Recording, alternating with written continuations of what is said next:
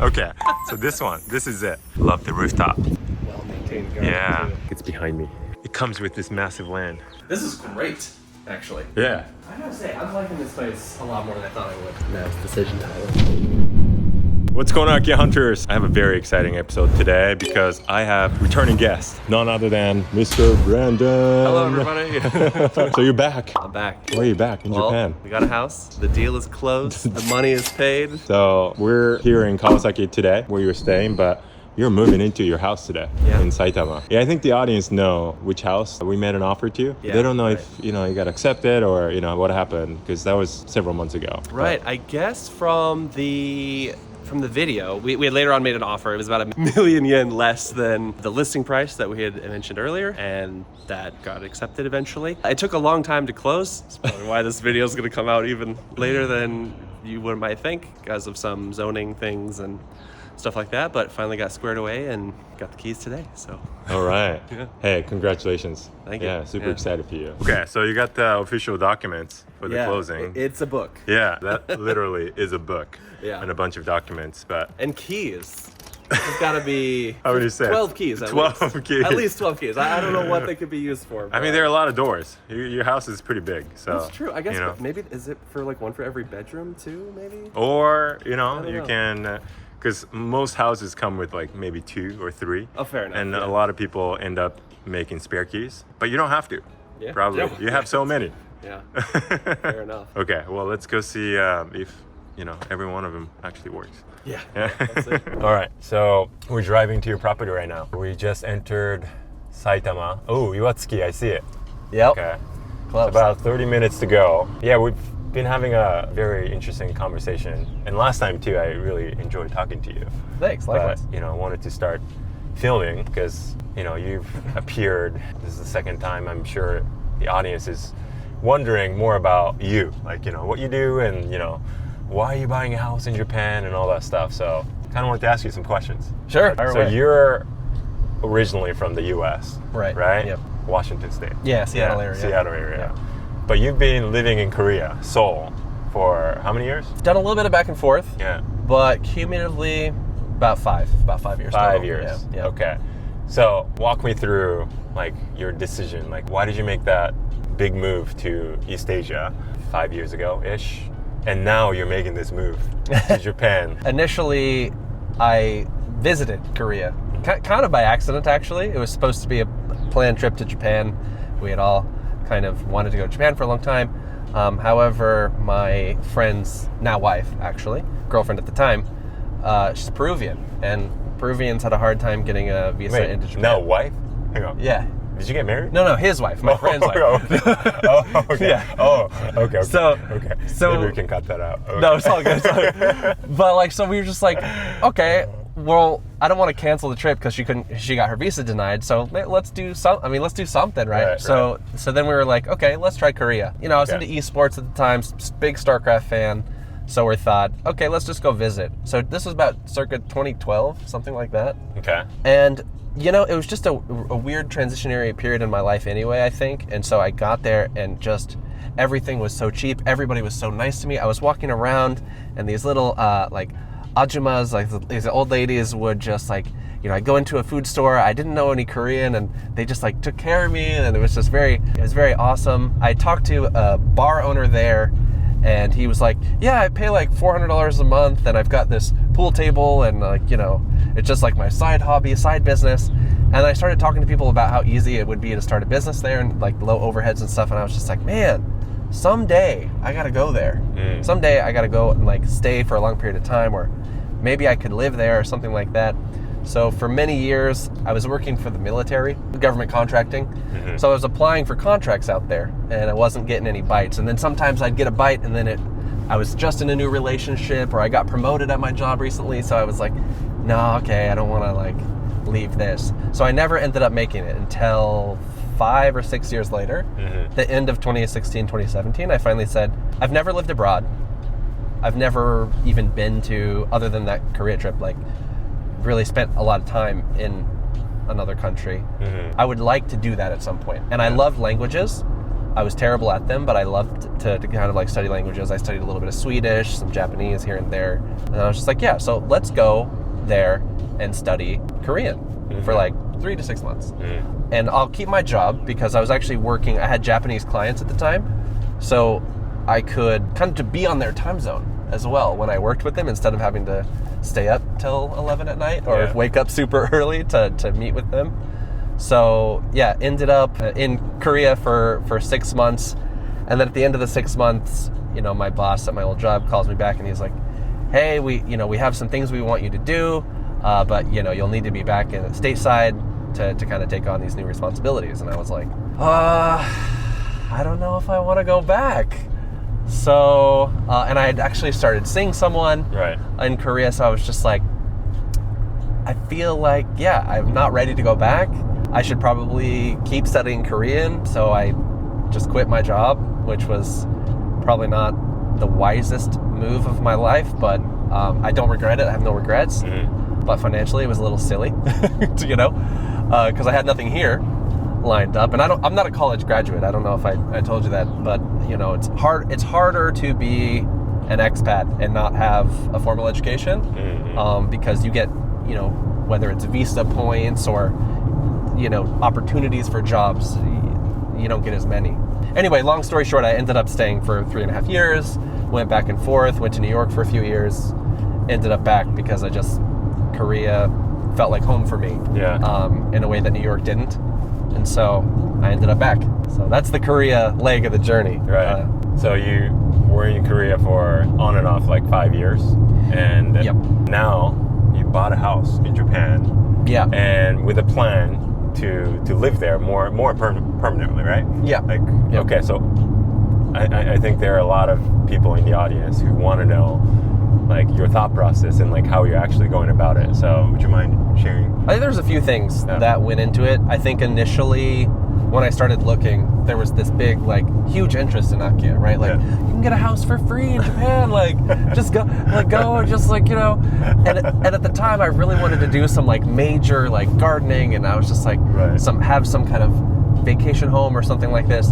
And so it started out with just like, okay, let me find something cheap, something that I can spend some time at, but not my whole, you know, period. But I just kind of was just thinking more long term. I don't see myself going back to the U.S. I don't see myself kind of repatriating or whatever folks call it. But how come? I don't know. It's just every time I go back there, I feel like a fish out of water. And then, you know, you get this urge. And I know there's a lot of memes on this where you're just like, well, back in Korea, you know, like I super think that way in my head every time I go back. I'm just like, you start to miss it as soon as you go back. And I've never been one of those guys that's like, I've got to, you know, I'll go back next year, or I really want to go back, or I miss my home. I'm just like, I don't know. I really enjoyed living in Korea. And so but for me, it was more of like, okay, is it Korea or is it just not being in the U.S.? Because there's things about Korea that I think in terms of like planning my future, like having children, I don't think I'd want to do that in Korea. I think I would much prefer to do that in Japan if I was going to do that. Really? Yeah. Why? I think having a kid in Korea in that environment, just what I've seen, it's really expensive. I know they're working on that. It seems like the desire is probably less, given the birth rate seems to be a lot lower there. What is the birth rate in Korea right now? I think it's like 0.6. And in Seoul, it's even lower. It's like 0.55, 0.5. That's insane. So, whoa.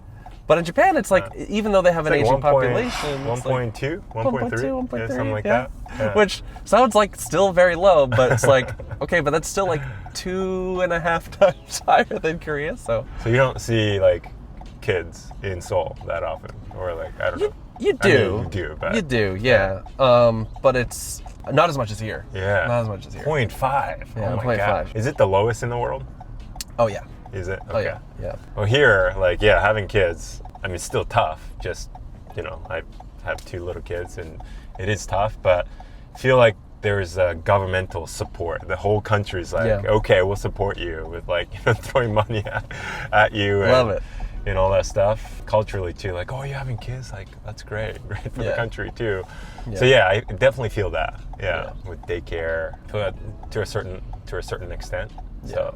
I guess that makes sense. Well, we were having the conversation earlier too about, I think just Japan, I think, is better positioned to accept foreigners in greater numbers and foreign businesses. Like I was talking to you about, like Amazon's not in Korea, you know, Google's not really in Korea. Yeah. All these like major companies not really operating there, but they're here. I made my Amazon Japan account last night. Like, There you go. it works. Yeah, that does make sense. So that was kind of like, okay, IKEA, and then you're like, okay, why don't I buy a house? But like that kind of turned into like, why don't I just actually spend more time in Japan Yeah. and potentially reside here? And I was meeting folks too who were doing really interesting stuff. Every time I would come here, right, you know, looking at houses or whatever, you're just meeting all these like foreign business owners, these folks who have been here for 20 years or, and I don't know, I just started to fall in love with Japan more and more and thought, okay, I spent years studying Korean. It feels like a little bit of a shame to lose that link. Like, you know, like I told you, I'm like finally comfortable making phone calls in Korean. It's like, now I gotta re-go through that all over again in Japanese. But I did it once, I did it again. Yeah, So, you know. they're kind of similar. You know, there are some similar words Yeah. between Korean and Japanese. Which is nice. It's a nice little helpful. You get the English loan words like cheese boga. Yeah, exactly. And then you get all the like Asian, like Chinese roots. Yeah, can lean on both, which is nice. So you bought this house that we're pretty close to. Yeah. So what's your plan in Japan? I run an online business, so I want to basically make a branch of that here, just to hopefully help me get a visa here.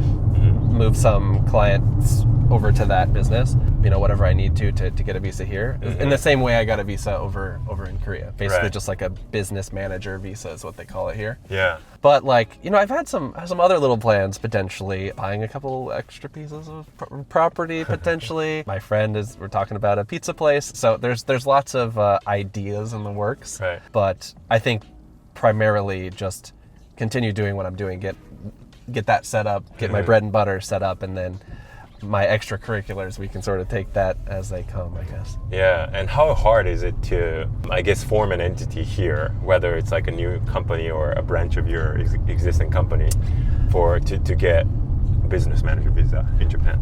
Harder than it was in Korea, which surprised me. So I think one of the things it's really hard to do it when you're not here. Yeah. During COVID, and I don't know if it was just because of COVID, but that's when I formed my Korea entity.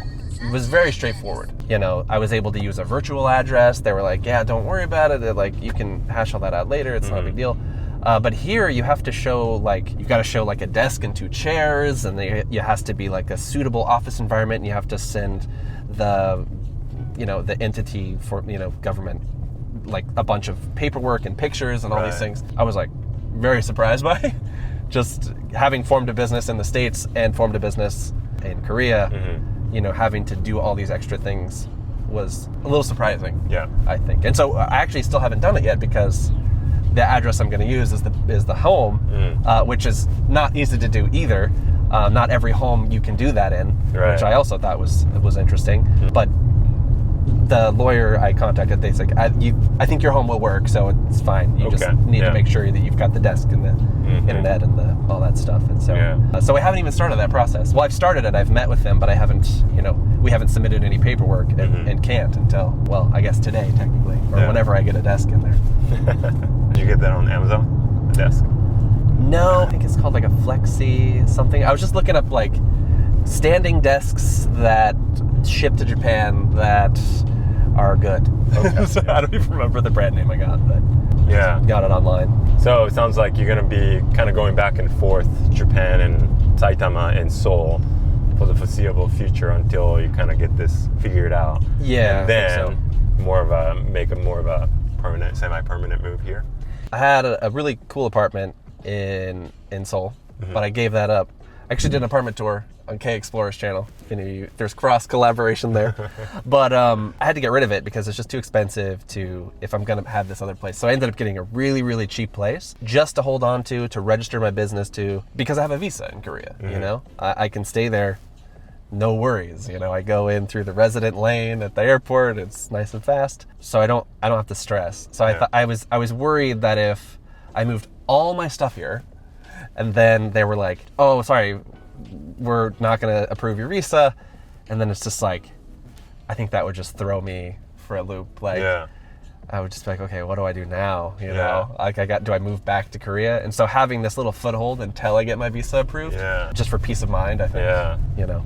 And you can do that in Seoul. Like, you can get apartments for like $400 a month. Like, Jeez, it's nothing to look at, but you know, you can sleep there. So that wouldn't be a terrible life to live. Like, you know, half the time in Seoul, half the time here, a little bit longer here or there, whatever. But yeah, that sounds like a pretty cool life.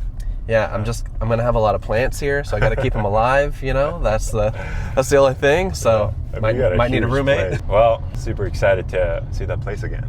Yeah, I think the audience knows. Me too. Yeah, because the last episode we ended where we visited the house, right? Yeah. And then you were like, we were talking about like, okay, let's make an offer. Obviously, that's the house, but yeah.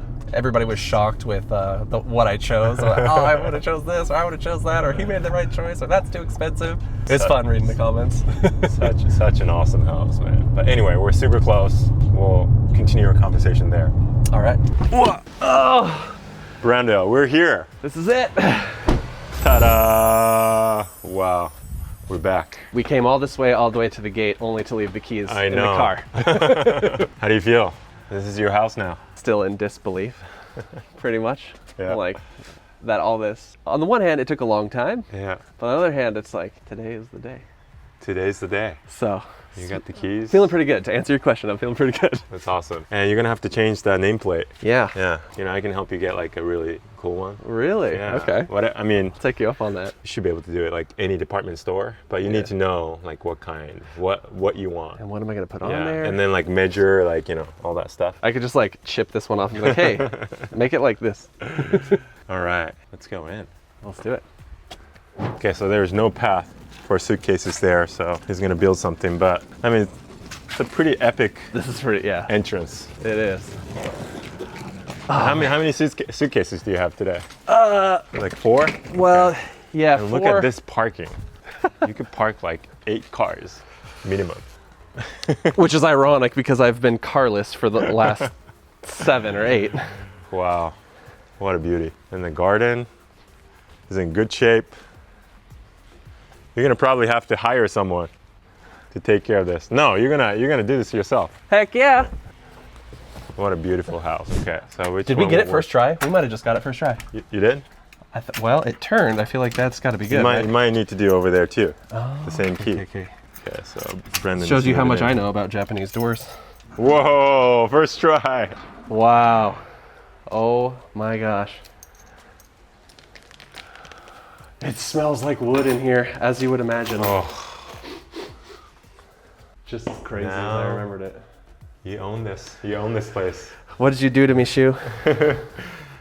Nothing inside. I mean, hey, it's Ready to be moved in. all right. Oh man, I love this place. It's so beautiful. They like buff. Outside and inside even more. They like shine the floors or something. It Probably. looks so they definitely shiny. took care of the garden. These right before they people left. had love for this place, Mm-hmm. and well, can you blame them?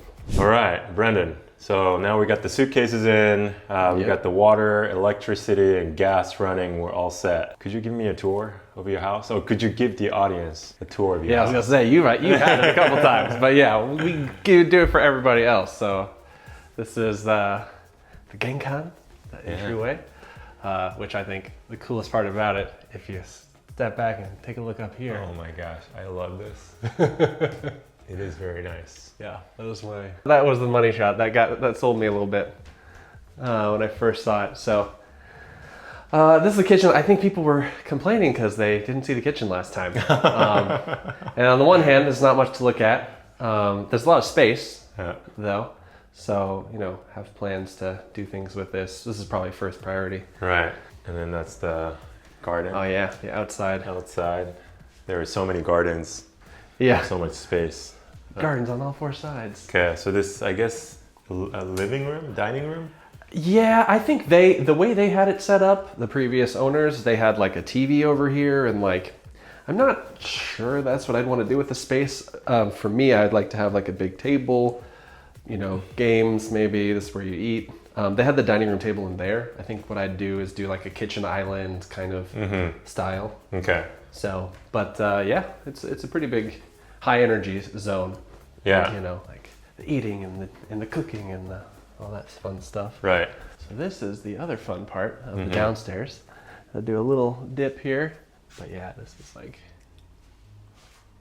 is probably my favorite. Shoot. I love this. Yeah, ceiling. Yeah. So well made. The big question mark of what to do with these rooms remains, but we're thinking some ideas. Yeah, I kind of like in here. You know, I would feel a little weird to just put the Japanese scrolls up in here. I would like to use this as like a low energy kind of space. Could put like a projector or something. So yeah, lots of ideas for here, but nothing concrete yet. I want to maintain like the wood and all of the designs and such. So not in a huge hurry there. And then this is another one. Yeah, another tatami room. Yeah, you gotta watch out. Yeah, this will kill you. Yeah, I just hit my head here. Yeah. Yeah, I gotta. That's because you're taller than me.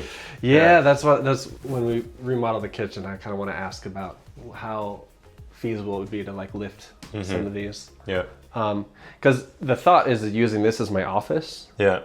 Potentially taking out the tatami, which I know is very sad, but this house has 4 tatami rooms. Okay, like we'll still have some tatami. Yeah. But there's too much in this house. I think a little bit too much. But yeah, this is kind of what I'm thinking as an office. It's nice. Nice breezes coming in. Yeah. You've got a great view. It's kind of tucked off in the corner, which I like. Nice. Oh, you got a fruit tree there. Yeah, persimmon tree. Persimmon tree. Nice. Hopefully many more types of trees and plants in the near future. Okay, I love this little window. Look at this. Cute. Like, is that not a cute window? Yeah. I'm just tickled by this window. Like, you know, that's charm right there. So those are all the tatami rooms. Then we have the bathroom area. So nice organizer, bath and such. It's pretty sizable. Not on my high priority of things to do, but Eventually. Yeah, makes sense. eventually. Yeah. Kitchen's first. Yeah, I love this though. Toilet room is giant. It's spacious. Very spacious for Japan. You can fit 100 rolls of teepee in there. For sure. That's something we didn't see last time either, actually, just because there was a lot of things going on. I thought this was just going to be a small pantry. This is a walk-in like pantry or closet or shoe closet or something. More here. It's hard to see, but goes all the way there's more around. space underneath the stairs. Good stuff. So that's the first floor. Floor number 2. I love these like giant beams too. Nice windows and such. This is the money shot. Yeah. Yeah, this is kind of low, so you could fall off and die. Yeah, it's kind of dangerous, you know, if you're having fun here. Yeah. Whoa. You got to keep that in. Yeah, it's dangerous. Could have been worse though if that went over the edge. Video might have been over right there. Yeah. Anyway, so what do we have here? All right. The last place in the house that you have to duck. But this is the largest bedroom. Again, also on the fence about keeping the tatami here. So I think I may take out the tatami here and in that office type room. Yeah. And then leave the tatami in the two rooms. main rooms. Yeah. I like this room. But I like this room too, yeah. And it's connected to this pretty massive balcony. Yeah. Question for the feng shui audience, like experts in the audience though. Where would you put a bed if you were to put a bed in this room? Like here, I guess? I guess here with... Or just futon. Your feet pointed towards the door? I heard you're not supposed to do that, but yeah, futon would be, I mean... Yeah, you can put... Could just go full Japanese style and just do futon. Exactly. Yeah. You can put a guest or two, a whole family. Yeah, I was actually considering making that the guest bedroom, especially since I don't want to have to duck to go into my own bedroom every time, you know? Yeah, this is fine. This is tall right here. Yeah, most of the doorways are tall. It's just that one and that one. This definitely is, there's 2 Western style bedrooms. And yeah, I like this one a lot. I think I might set up in here. I might set up over there. I'm not sure, but... I remember the last room that we're going to look at, there was a ton of stuff. Yeah, so it's empty now, obviously. So here's the second toilet. Oh, yes. Yeah. Nice. Upstairs toilet, which is Vanity. nice. Yeah. Yeah, so seemed like it was their master, or like they still had a bunch of furniture in here. Last time. So I like it kind of tucked off into the corner, so I might pick up this room. I might move into this room first. I like they left the AC units behind. which I'm really thankful for. Yeah. Good thing it's not in the middle of the summer. Or Oh, it would have been okay because you got the ACs. one thing we didn't show is every single room, all the 3 of the rooms upstairs, they have this little walkway. Careful, it's a little wet here, Yeah. but you can walk kind of on the inside. Yeah, it's massive. Yeah, this is the one to the other room. There. Mhm. And then this view. This is the view, yeah. And even though it looks very countryside, we're only like 7-minute walk away 6, 7 from minutes, yeah. the nearest station. You know, Konbini is like 5-minute walk. But yeah, good stuff. You get the best of both worlds. Yeah, and unused land there that I will You're gonna buy it? somehow figure out how to at least use it. Like, if you got land that you can garden on and it's not being gardened on, that's just a shame. Yeah. All right. Well, thanks for the tour, Yeah. Brandon. It's such a beautiful house. It looks even like more spacious without, you know, all the stuff in. And I'm really excited for you. And I'm curious, like, how you're going to turn this place into in the future. I'm also curious, so we'll see.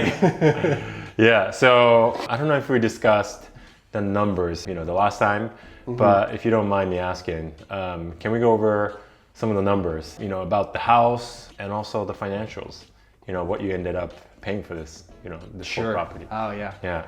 Yeah, I mean, that was kind of an interesting, so the closing price, 41.8 41.8 million yen. So at the time, it was back in June or May or June, right?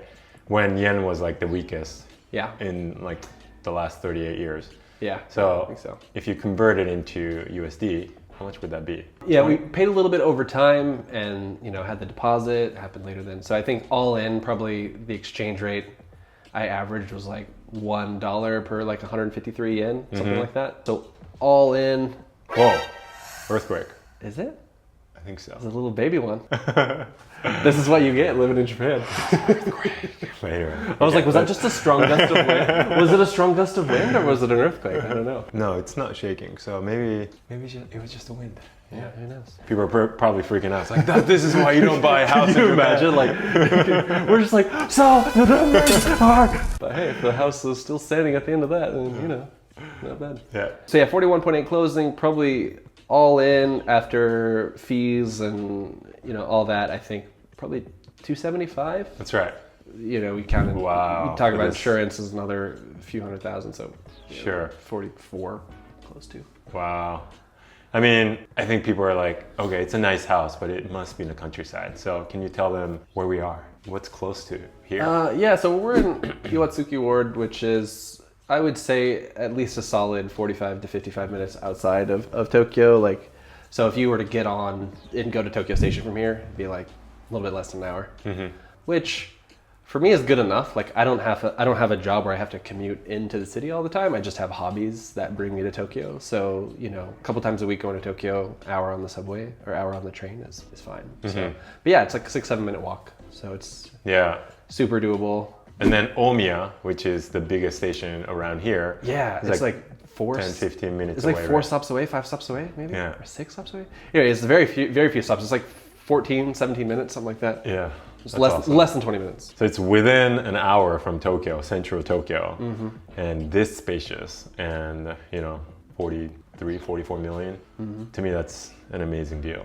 Yeah, I think so. What can you get with what is it, like $275,000 in Washington State today? My knowledge of that area, because, you know, I've been living in Korea for so long, but Yeah. my knowledge of the area is a little bit dated. Yeah. But you'd have to go north of Everett probably, so that'd be like at least an hour to get a 1 or 2 bedroom, like a 2-bedroom Right. place. Yeah. And I'm not even sure you can do that anymore, honestly. It depends on how far up you'd have to go, but Right. What about Korea though? Like, can you get something equivalent? Like buying less in than an hour Korea from seems Seoul? less than an hour. No, but the thing is, Korea is pretty dominated by apartments. Right. So it's tough for somebody who wanted a house with Yeah. room to garden and all that stuff. Like, you're looking at having to go Very far. Yeah, you'd have to go at least 2 hours out, I think, before you're looking at anything that you can get for a couple $100,000. Wow. Yeah. I mean, you got it. It did take quite a bit of time to close. How long did it take? Like 5 months total? Yeah, 4 or 5 months. Yeah. Taking their time. So why did it take so long?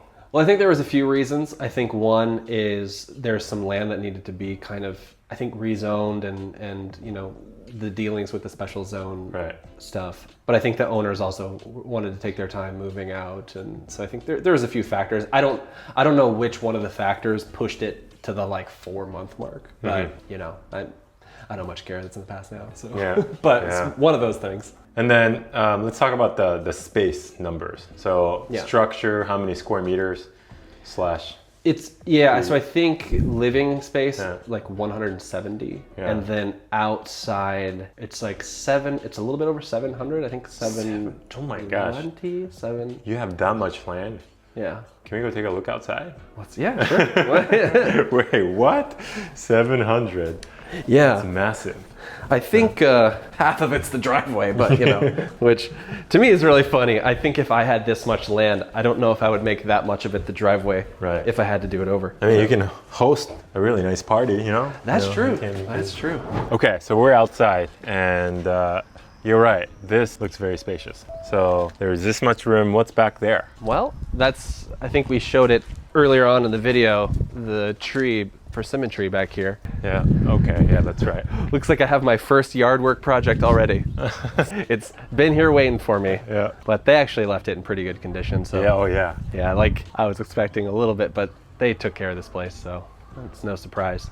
Okay. But there's this little sliver of walkway that you can use to get back to the driveway back here. Still, it's pretty spacious. I gotta figure out, if you ask me, who's doing what with this, because if I could figure that out, I would take all those out, do something with it myself.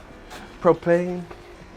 I'm sure in that bevy of keys that we got, one of them opens this. Yeah. But yeah, this is, I'd say a lot of it, the land is this, but look at this driveway. It's like, you know. Huge. It is quite big. Yeah. So I think that's also a big piece of it. So it all incorporates all this. Yeah. So, and then yeah, like I said, nobody's using this, and the plot right next to it, nobody's using it either, and it's designated for farmland. You can grow stuff on it, and that's about it. So I just want to figure out who I can get it from, who I can borrow it from, who I can rent it from, something. Yeah, there's a ton of space, and it's super interesting because, you know, if you go to the other side of, I think there's like a river. It's like really residential. There's like houses, you know, next to each other. But this side, you know, there's so much space in between. Yeah. Much larger houses, special zone.